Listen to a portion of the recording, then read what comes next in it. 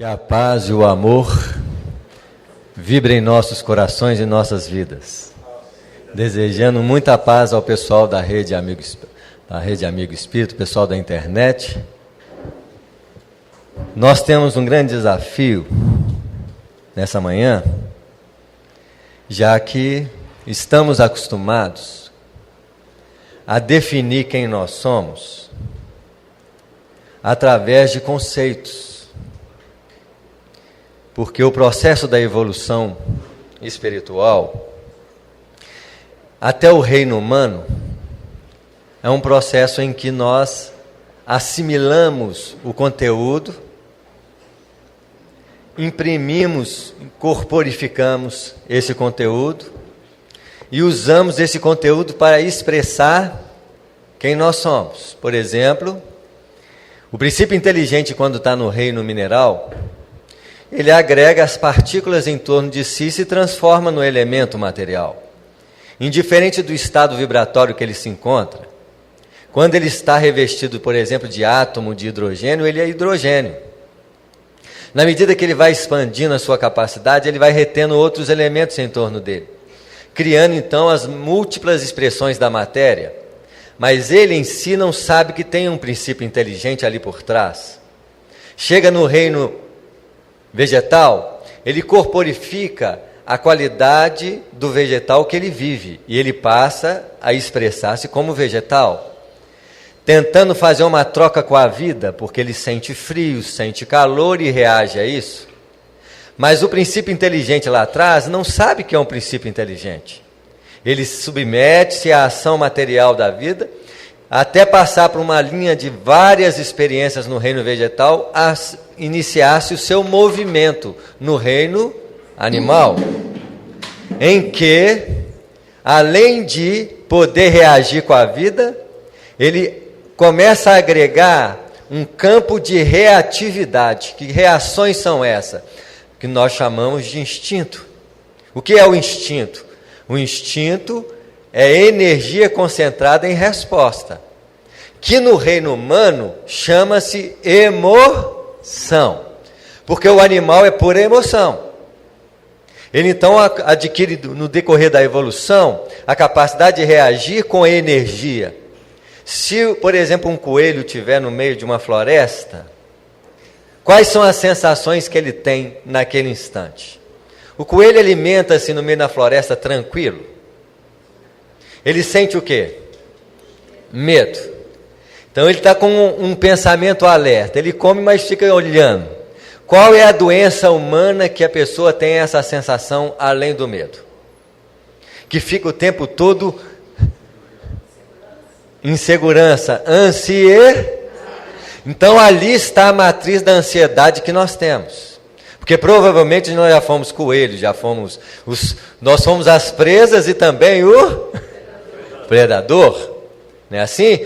O leão, quando ele quer alimentar-se, apesar da fome, que sentimento, que emoção ele tem que ter para correr atrás de um coelho e poder abatê-lo? O que ele tem que sentir?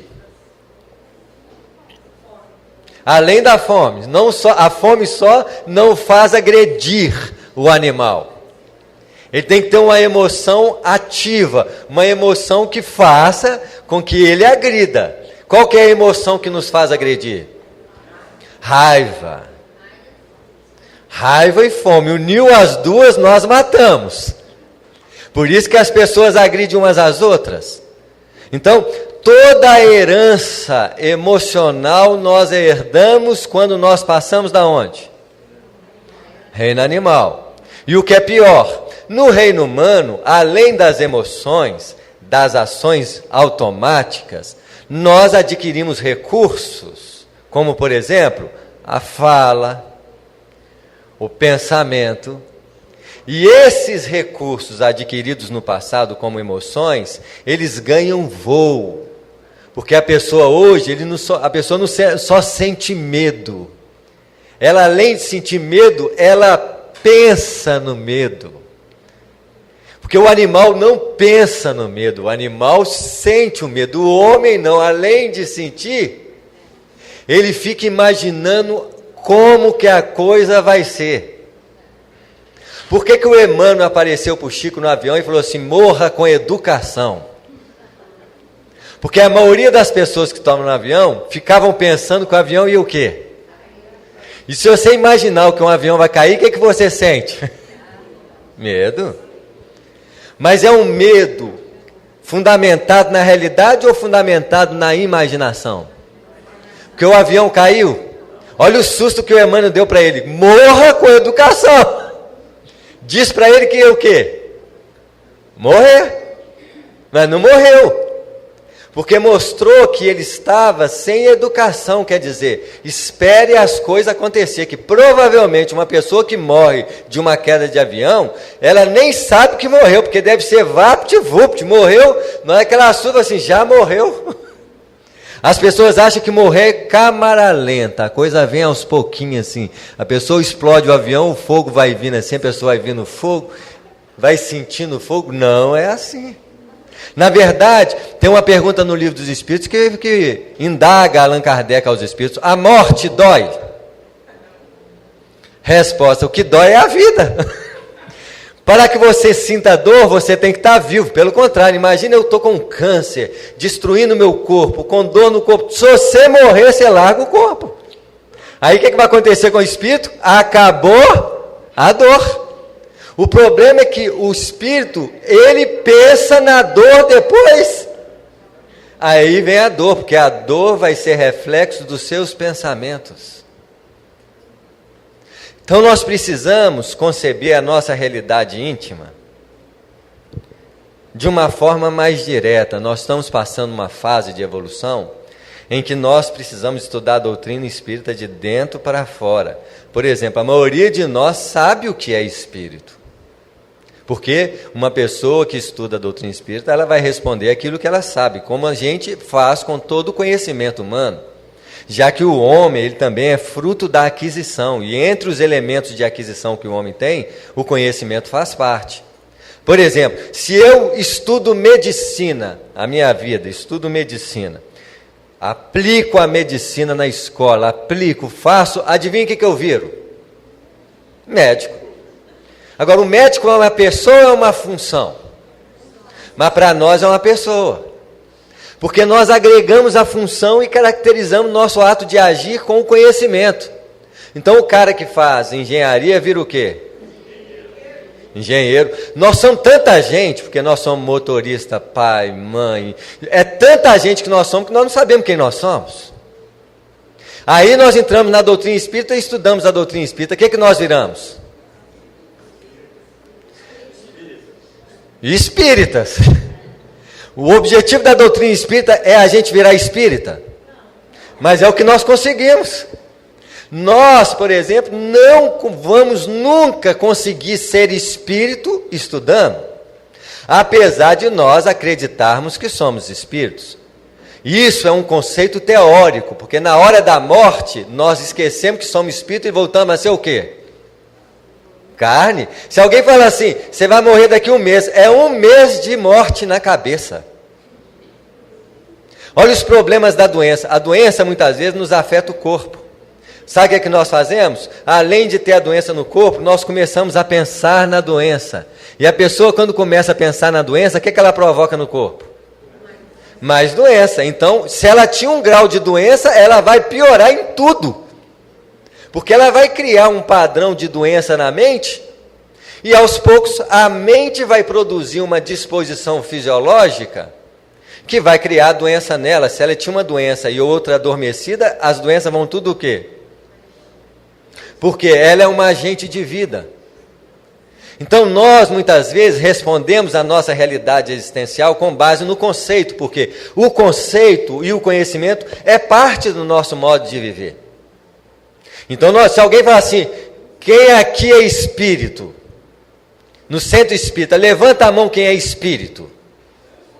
Todo mundo vai levantar a mão, não vai? Mas se uma pessoa chegar aqui na frente e falar assim, olha, eu estou querendo descobrir o meu espírito, como é que é. Já que vocês são os espíritos, me mostra o que é espírito em mim. Como é que a gente faz? Fala com eles, vai ler o livro dos espíritos. Aí você, não, mas você está querendo que eu acredite que eu sou espírito? Eu quero saber o que é espírito. Eu não quero acreditar no espírito. A maioria dos espíritas, sabe o que vai acontecer? Quando ele morrer, ele vai ter um frio na espinha. Porque ele vai fazer assim, é tudo verdade, meu Deus. Que aí ele não está mais acreditando, ele vai o quê? Sentir, experienciar. Esse é um dos maiores desafios da atualidade. Compreender. Eu escrevi um livro que é de autoconhecimento, que era minha necessidade de compreender a doutrina espírita por dentro, porque os espíritos falam assim com a gente, faça a reforma íntima. E você fica tentando fazer essa reforma íntima. Primeiro, você nem sabe que intimidade você tem que fazer a reforma. Porque nós não estamos acostumados a investigar a natureza íntima do nosso ser. Nós achamos que entramos na doutrina espírita, nós já estamos o quê? Salvos. A maioria que eu tenho certeza já espera desencarnar no nosso lar. Gente, o pessoal do umbral já sabe tanto que tem tanto no nosso lar, que eles criaram vários nosso lar no umbral. A pessoa desencarna, todo no nosso lar, você está. Aí você começa a achar estranho. Porque você vai nos lugares, está tudo escuro. Você pisa na lama, mas que nosso lar que é esse? Cadê os ministérios? Aqui não tem ministério, não. Aqui só tem mistério. Porque nós criamos uma perspectiva imaginária na nossa vida, como se as coisas fossem fáceis. As pessoas, por exemplo, nós estamos vivendo uma época de regeneração. O que é regenerar? Regenerar é voltar a ser algo que nós já fomos em níveis profundos. Uai, mas o que é que nós já fomos em nível profundo que nós temos que regenerar? Sendo que se nós já fomos princípios inteligentes. Regenerar é voltar à nossa condição espiritual. É voltar a uma condição espiritual sem perda de consciência, porque o princípio inteligente já foi espírito na sua natureza mais profunda, puro. Mas ele agregou substâncias, elementos, forças e foi construindo a sua estrutura existencial, e hoje nós somos um micro-universo. Nós agregamos partículas, princípios espirituais em nós que vivem ao nosso comando. Uma célula tem um princípio espiritual, uma célula do neurônio tem princípio espiritual. Os espíritos evoluem com a gente, porque um princípio inteligente que está no neurônio, ele vive sobre o comando da nossa mente. Ele aprende tudo o que nós fazemos, então é como se ele naquele instante sentisse como se fosse homem. Lógico, qual é o princípio espiritual de um neurônio? O princípio espiritual de um neurônio provavelmente são os animais mais perfeitos que existem aqui no nosso ambiente. Cavalo, golfinho.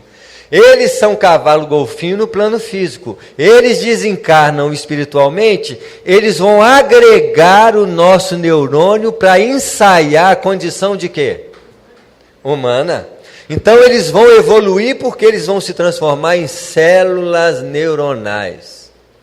E eles ensaiam a condição de homem, porque os neurônios são as células que mais vivem em nós. Então, quantos anos uma célula como neurônio passa a impressão que nós estamos vivendo? Nós somos responsáveis diretamente com a evolução deles.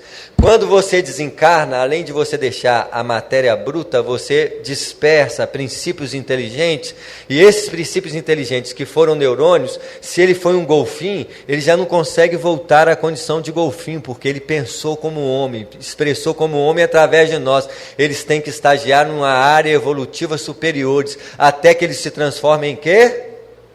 Em homem primitivo. Aí eles vão nascer num planeta de homem primitivo. Adivinha quem vai ser futuramente o Cristo deles? Nós, porque eles nos ajudaram. Eles foram células, eles foram órgãos, eles foram elementos que nos ajudaram. Vai chegar uma hora que você vai nascer no planeta, eles vão falar assim: ó, meu filho, todos esses seres que estão ali te serviram um dia, ou foram célula, ou foram um cachorro, ou foram um animal que você gostava, está tudo aí, até os que você alimentou durante a vida, porque quantos animais nós já nos alimentamos para sobreviver? Todos eles nos serviram, e muitas vezes você vai chegar lá como pai de todos, na feição de quem? De Jesus. Isso quer dizer que nós já fomos alguma coisa de Jesus um dia. Quando ele se transformou em homem, nós nem provavelmente era princípio inteligente. Serviram para que ele pudesse evoluir. Ele se transformou em espírito puro, nós estávamos iniciando nossa trajetória evolutiva no reino humano. Ele proporcionou então a nossa evolução direta. E quando ele veio na Terra, ele veio ajudar todos aqueles que ajudaram ele no processo de evolução milenar. Isso quer dizer que futuramente qualquer um de nós vai ser um Cristo. E qualquer um de nós vai ter que ajudar quem? Aqueles que nos ajudaram. É um processo de evolução, é um ciclo de evolução.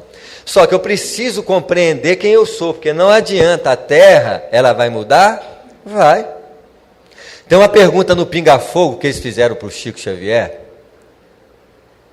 E eles perguntaram sobre os finais dos tempos ao Chico. E o Chico falou assim: o Emmanuel tem nos falado que a Terra em 2057 estará regenerada. 2057, faltam 42 anos. A Terra regenerada, o pessoal olha assim, mas eu acho que vai ser impossível. E eles vieram me perguntar ao Samuel, o que você acha disso? 2057 a Terra vai estar regenerada? Eu falei assim, vai estar. Mas por que vai estar? Aí eu fiz os cálculos.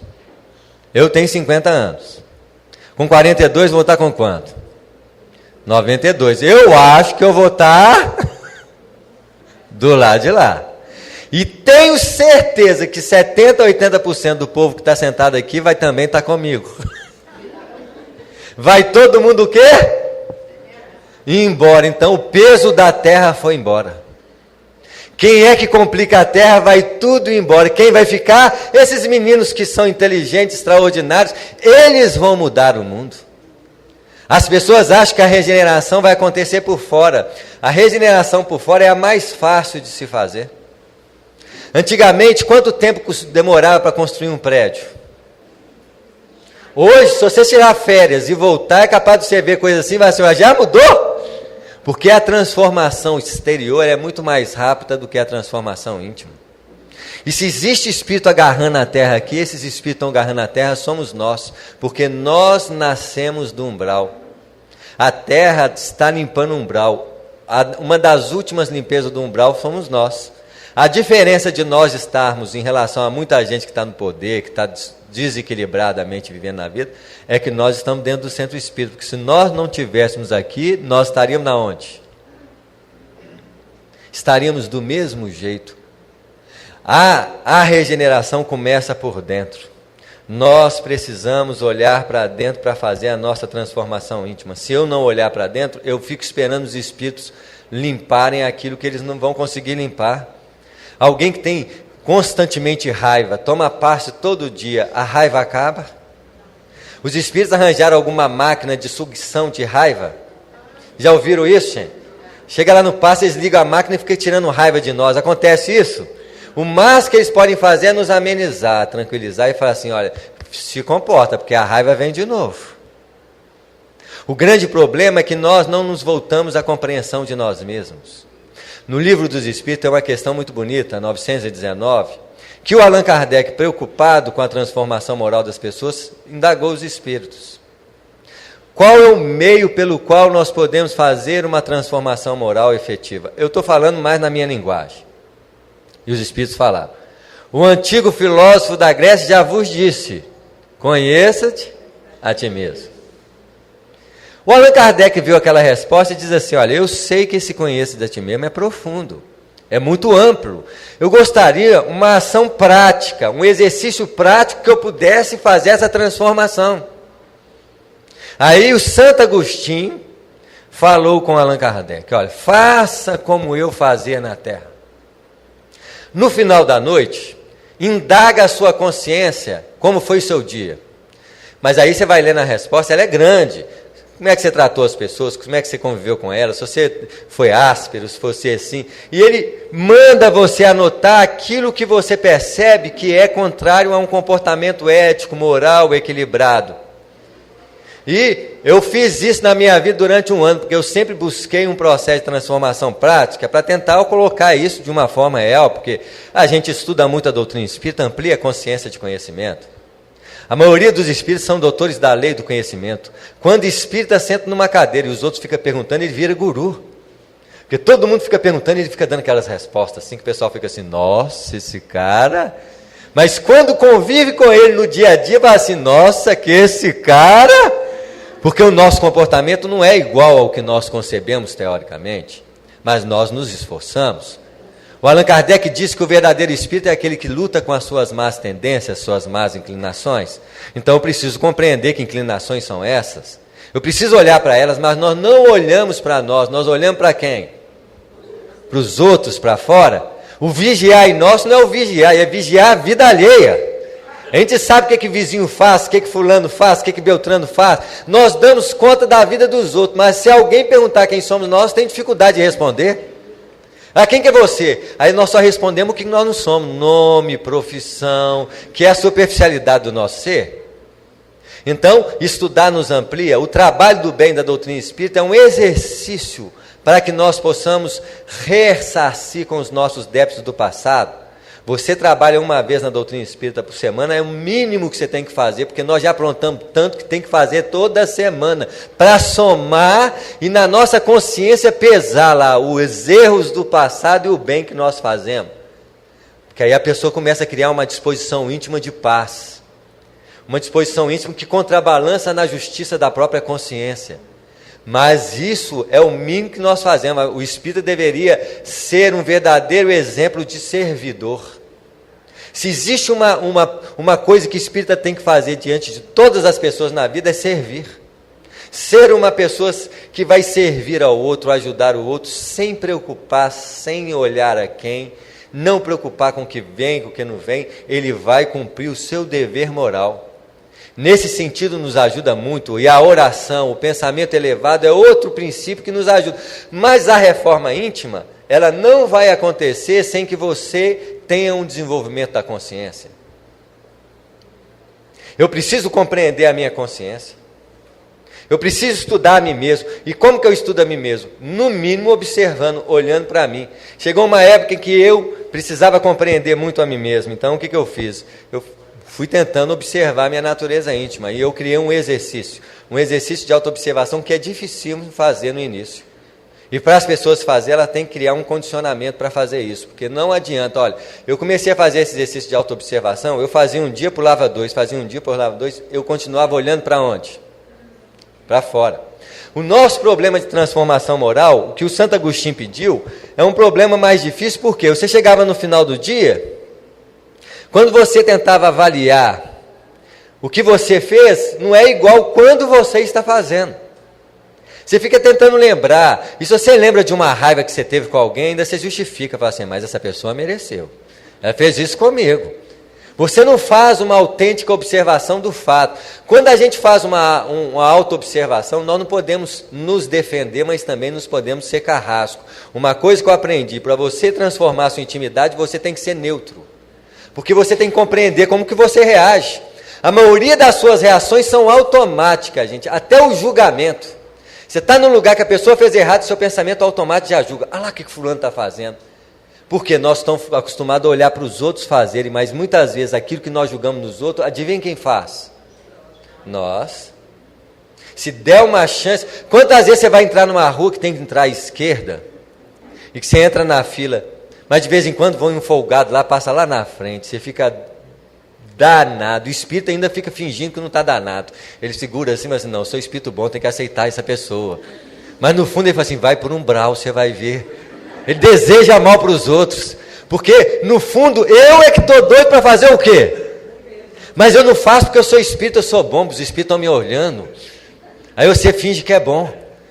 Você segura para você porque o seu lado de reação ele vem. Nós não compreendemos essa transformação de forma clara. Nós precisamos aprender a olhar para dentro, gente. E eu criei um exercício que eu vou explicar para vocês aqui. Eu peguei o celular e marcava no celular 3 minutos. Eu queria compreender o que acontecia comigo. Porque se eu esperasse chegar no final da noite, eu fiz 1 ano esse exercício do Santo Agostinho, eu melhorei muito, gente. Porque eu não fiz igual o Santo Agostinho. Eu falava assim, o meu dia vai ser mais ou menos ou mais. Menos quando eu aprontava muito, deslizava, caía, agredia, fazia. Não tem jeito, negativo. O que eu fiz? Fiz isso, para no outro dia. Ah, por que você fez isso? Não, eu fiz isso, para mim tentar no outro dia não fazer. Por isso tem que ser neutro. Porque se o espírita tem uma dificuldade para analisar suas deficiências, porque ele julga as deficiências. Se ele falou mal dos outros, ai, nossa, essa boca. Gente, como que é fácil falar mal dos outros? Basta você ir para a cozinha da casa, o que você fala mal dos outros. Eu não sei como é que as comidas não estragam, viu? Porque nós julgamos vibrações pesadas na cozinha, porque é o lugar que mais nós gostamos. Porque duas coisas nós gostamos de fazer: comer e falar mal dos outros. A gente senta na cozinha, é um tal de falar dos outros, e o espírita fica tentando segurar a boca para não falar. Ele fica tentando. É igualzinho aquele personagem: não vou falar, mas acaba fazendo o quê? É o que mais fala. Porque é lógico, no processo reencarnatório é o espírito mais complicado que tem na Terra. É o tal de espírito. Porque o espírito, ele é o último processo de salvação, é o espiritismo. Dizem que Jesus estava com Pedro e os apóstolos lá no plano espiritual, dividindo o pessoal para reencarnar. E estava aquele grupo de espírito mais complicado assim. E tinha uns complicados com guerra, mandou lá para o Oriente, hoje está daquele jeito lá, né? Assim eles tinham compromisso com a guerra e vão ter que sofrer as consequências da guerra. E o Pedro olhava para aquele grupo complicado e falava assim: Jesus e aquele grupo. Ele falou: calma, Pedro, você está sempre ansioso. Vamos organizar, vai ter espaço para eles. E ia dividindo os grupos, e foi levando o grupo para lá, os responsáveis pela intelectualidade do planeta. Porque o planeta Terra mudou coletivamente. Os Estados Unidos é o cérebro do planeta. Ele é responsável direto. Antes era Roma, eram as grandes civilizações do passado. Em cada época existia uma autonomia coletiva para reger o planeta de tempos em tempos. Hoje, os Estados Unidos é o cérebro e o Brasil é o coração. Então, coletivamente, nós precisamos dar um recado emocional para o planeta, nós precisamos dar um recado sentimental para o planeta. E, infelizmente, o Brasil está passando por uma crise ética, porque a regeneração está acontecendo de verdade. Por que está acontecendo de verdade? Porque tem alguém limpando. Alguém está jogando água na sujeira que não aparecia. A sujeira tudo é escondida de o quê?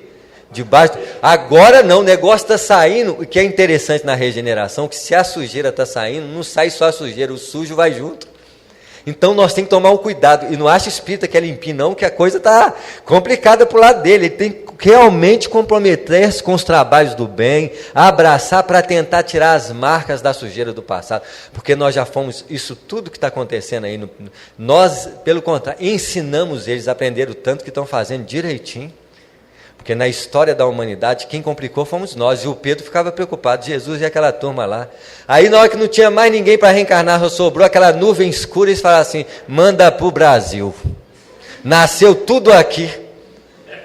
Aí ele falou assim: mas o Brasil é o coração do mundo. Isso mesmo, coração do mundo, só o Evangelho para dar conta deles.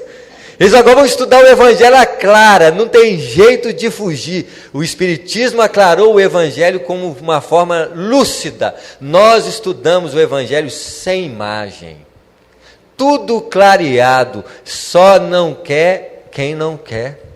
Porque as pessoas, elas têm condições de aprofundar em si mesmo. O autoconhecimento, ele é uma forma de nós olharmos para dentro. Então, o exercício, o que eu fazia? Eu marco no celular 3 minutos, sento ou deito e fico observando a minha mente. Primeiro com o olho aberto. Por que com o olho aberto?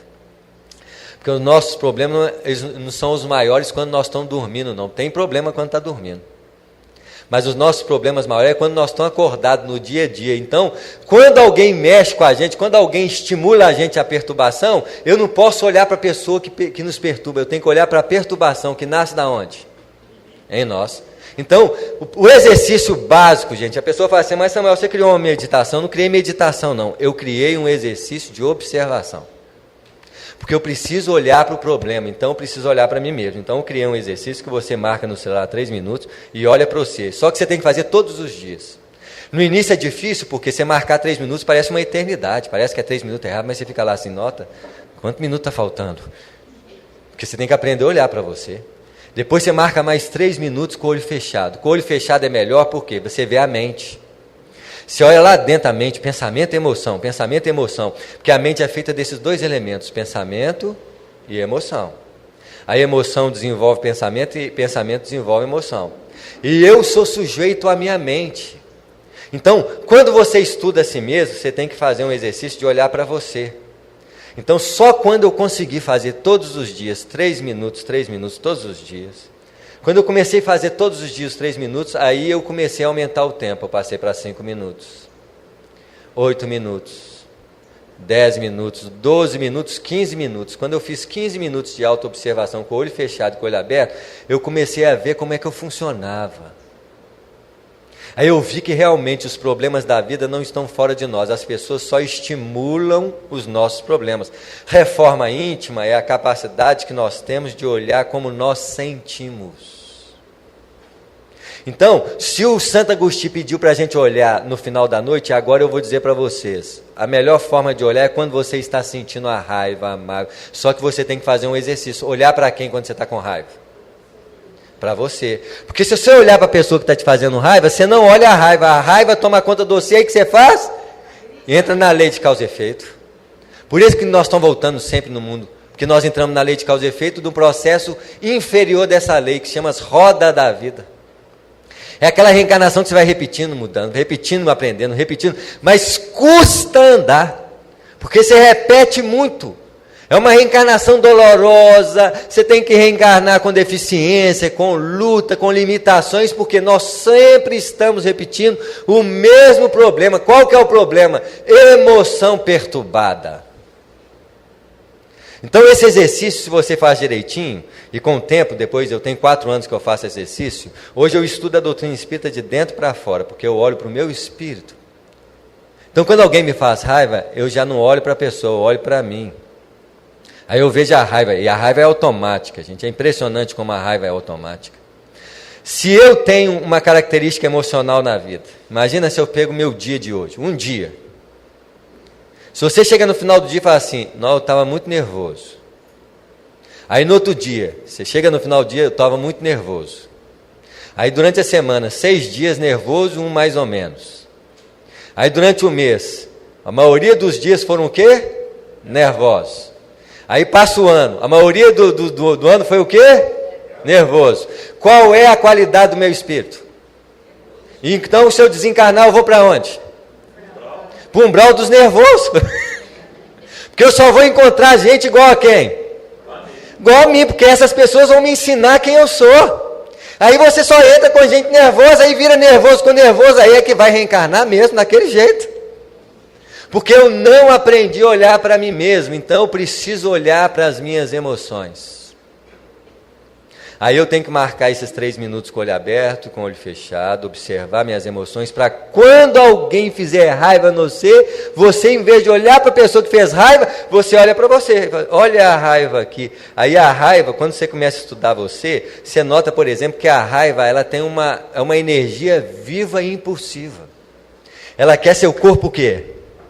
Tenso, ativo, agressivo, e é onde você então embarca na raiva e vira animal. Isso, porque eu não posso, por exemplo, eu tenho um problema sério com religião que expulsa demônio, porque se o demônio é as manifestações das emoções igual a raiva, se ele faz, sai Satanás, eu desencarno, eu morro, eu não posso, porque meu espírito está dominado por emoções desse nível. Eu preciso então olhar para mim. Então quando alguém, aí eu começo a entender Jesus. Jesus disse assim, amai os vossos inimigos, bendizei ao que vos maldizem. Quando alguém te faz raiva, fica perto dele. Aí porque nós temos tendência de fugir de problema. No nosso caso, nós não fazemos isso não, porque aí você transforma a terra numa escola.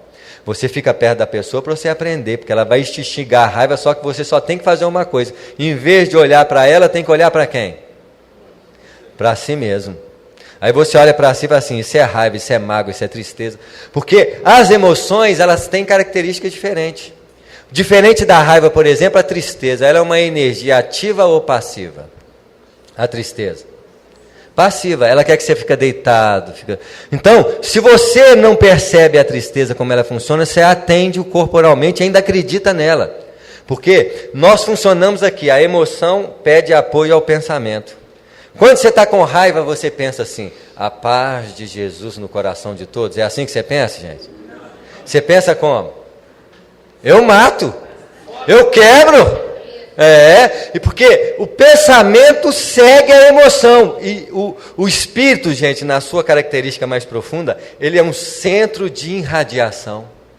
Ele é um núcleo de criação. Adivinha um cara criando, eu mato, eu quebro, eu faço isso, e sentindo isso. Ele é uma emanação de quê? Os espíritos falam da psicosfera da Terra, eles descem, existe um peso na Terra quando chega no campo mental da humanidade. Porque o pensamento da humanidade é o reflexo das suas emoções, é o pensamento desequilibrado. Dizem espiritualmente que, coletivamente, as imagens mentais da Terra, elas são igualzinhos os monstros do passado. A Terra já foi um planeta onde tinha monstros, porque eles tinham que esticar a musculatura de um princípio inteligente de uma bactéria para chegar à condição muscular do homem. Eles tiveram que esticar o corpo. Então eles pegaram aqueles monstros para esticar a estrutura para chegar no meio termo e atingir um corpo perfeito para o espírito humano nascer. E os mastrodontes, o dinossauro rex, estavam na forma. Hoje os espíritos falam que quando chegam na Terra, eles veem um conjunto mental dos homens, eles são verdadeiros dinossauros rex. Por exemplo, a raiva é um dinossauro rex. A tristeza é um desses megassauros que estão por aí, coletivamente. Por isso que você não pode entrar mentalmente num estado emocional desse não, porque você sintoniza com a psicosfera de quê? Da Terra. Nós precisamos mudar o nosso padrão mental, porque se nós não mudarmos o padrão mental, por isso que todo dia de manhã não entra no jogo das emoções perturbadas. Como que é fácil nós entrarmos nas emoções perturbadas? Olha o trânsito, você vai dirigir, o outro não deixa você passar, você fica com raiva. Aí você olha para o outro, buzina, tenta fechar ele, aí pode até virar um crime, que onde as pessoas perdem a capacidade de lidar consigo mesmo, reagem com as outras pessoas. Nós precisamos entender que eu preciso compreender a mim mesmo de dentro para fora, isso é, olha para dentro. O carro fechou, olha para você, deseja paz para ele, muita paz, não deseja mandar para um umbral não, porque é praga de espírita. Espírita tem mais praga do que católico e protestante e os outros, porque é o espírito mais velho da Terra, é o que tem mais complicação. Então ele tem que aprender a parar de emanar vibrações distorcidas. Ele tem que aprender a ser um exemplo dos seguidores de Jesus na Terra. Nós não somos perfeitos. Nós vamos trabalhar essa perfeição ao longo do tempo, mas eu preciso observar a mim mesmo para trabalhar essas perfeições, porque perfeição não se pega por osmose. Tem gente que pode viver 40 anos do lado do Chico Xavier, ele vai desencarnar e eles não vão perguntar um minuto o que ele fez da vida em relação ao Chico Xavier, vai perguntar sobre quem? Sobre ele. O que você fez? Não, eu fiquei do lado do Chico, eu quero saber o que você... O Chico nós sabemos o que ele fez, eu quero saber você. Nós não vamos responder pelos outros. Ah, meu marido me traiu, fulano fez isso. Você não vai responder por o outro pode fazer o que ele quiser, ele vai responder por ele. Você não é vítima do outro. Nós temos uma mania de achar que somos vítima do outro. Os nossos problemas têm que ser muito estudados, gente. Olha o ciúme, o problema do ciúme é quando você coloca outra pessoa como foco da sua vida. Quer saber o que a pessoa está fazendo, o que ela estava fazendo? Aí você está vivendo para quem? Gente, olha, sai fora, não viva para os outros. O que seu meu esposo está fazendo agora? Não faço a menor ideia. E eu não vou pensar nisso de jeito... e se ela te trair? Ela não me traiu, ela traiu a si? Gente, nós só podemos sofrer na nossa vida pela nossa própria ação. Eu vou responder pelo que eu faço em relação à vida. Ninguém me trai, eu me traio. Eu sou um cara que vou responder pelo que eu faço, eu não posso esconder isso. E olha, os espíritos sabem tudo que nós fazemos. Tem espírito que anota data, hora, anota tudo no caderninho, para quando você desencarnar, ele fala assim, eu vi, você acha que não vi? O André Luiz, ele escutava o tempo todo os espíritos dizer para ele que ele era quê, gente? Suicida. Por que eles falavam que ele era suicida? A maioria dos espíritos inferiores que falavam com o André Luiz que ele era suicida, estavam com ele aproveitando do mesmo jeito. É suicida igualzinho a ele. Porque eles estavam lá aproveitando. E você sabe que os espíritos inferiores, eles sentem feliz quando vê a gente na inferioridade. Eles estão inferiores, eles falam assim, se eu for ficar aqui, eu levo uns comigo.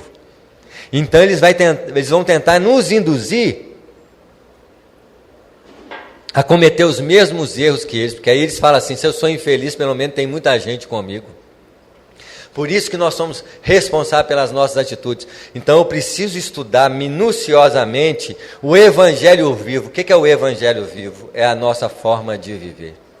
E por enquanto, se você pedir 3 pessoas, 4 pessoas para escrever o que você faz na vida, eu vou falar com você, no final da vida, manda queimar o livro, que não vai servir para nada. Jesus pediu alguém para escrever a vida dele, gente? Não. As pessoas é que escreviam, porque tudo que Jesus falava era de originalidade. Originalidade por quê? Se você pergunta para um espírita o que é espírito, o espírita não responde olhando para o espírito, ele responde lembrando do livro. Aí eu pergunto, o que é espírito? Aí você responde, são 2 respostas do livro dos Espíritos. A questão número 23, princípio inteligente do universo.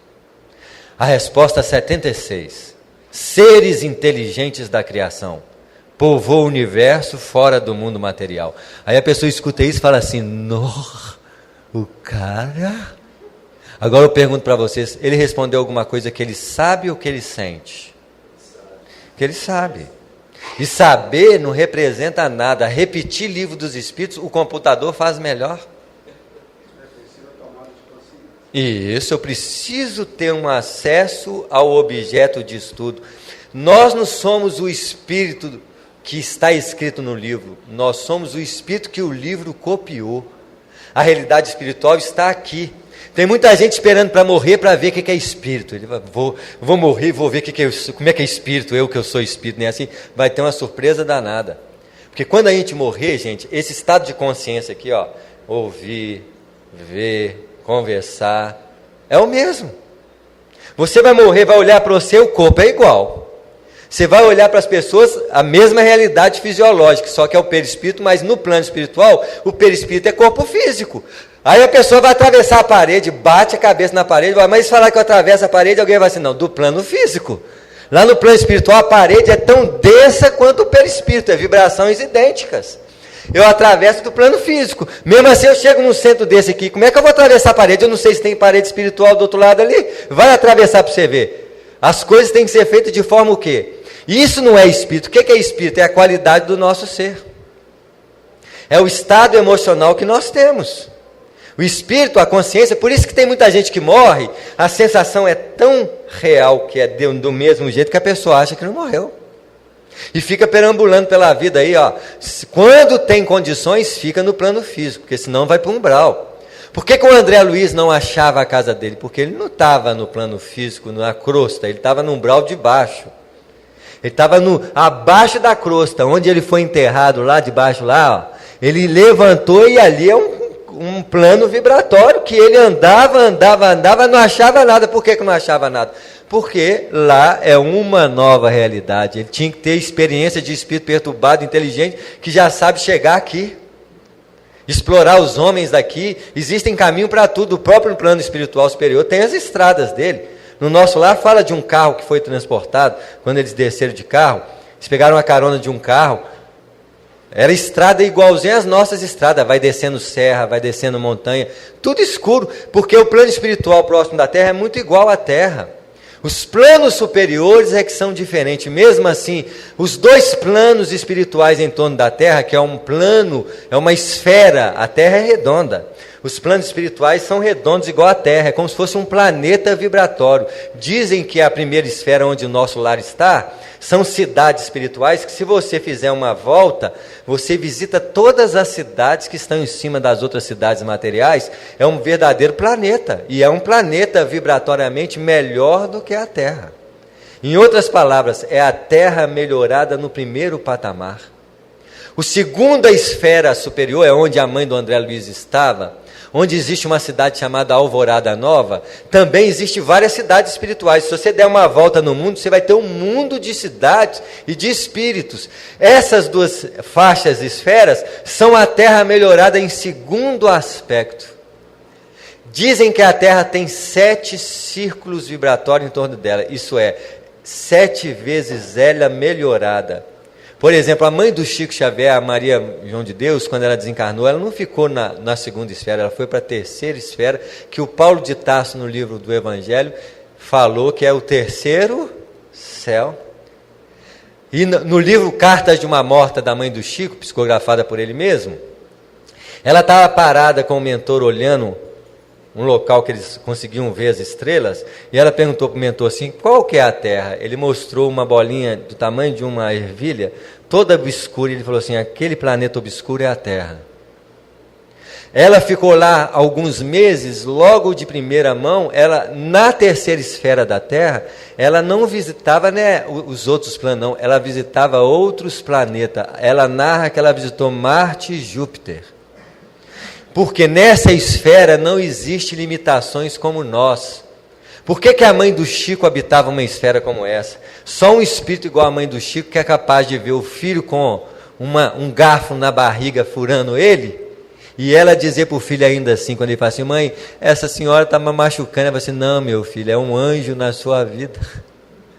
Porque se fosse qualquer uma das mães aqui, ia virar obsessora dela, ia querer acabar com a vida dela. O espírito dela é tão nobre que ela conseguia enxergar os benefícios agressivos para o Chico, que ela sabia que o Chico, quando crescesse, o garfo seria o menor dos seus problemas. Porque as agressões iriam vir de todos os lados, até mesmo do movimento espírita. Porque o movimento espírita é de espíritos complicados. Não é porque nós estamos no espiritismo que nós somos bons, não, né? Nós somos complicados. A pessoa chega no centro espírita com aquela bondade, né? Oh, meu irmão, que bondade. Vai viver com ele. Vai conviver para você ver como é que a coisa é a nossa realidade. Nós precisamos fazer um trabalho de autoconhecimento. Nós estamos começando uma nova consciência. Uma consciência de que nós precisamos observar a qualidade do nosso ser. O autoconhecimento é a chave de libertação dessa consciência. Esse princípio que eu disse para vocês, podem fazer o exercício. Está escrito no meu livro ali, mas eu já expliquei para vocês o exercício. Pode fazer o exercício. É um exercício simples, mas precisa ser feito todos os dias, até você desenvolver o que eu chamo de uma mente alerta. O que é uma mente alerta? É uma mente que vê o tempo todo as nossas reações de forma natural.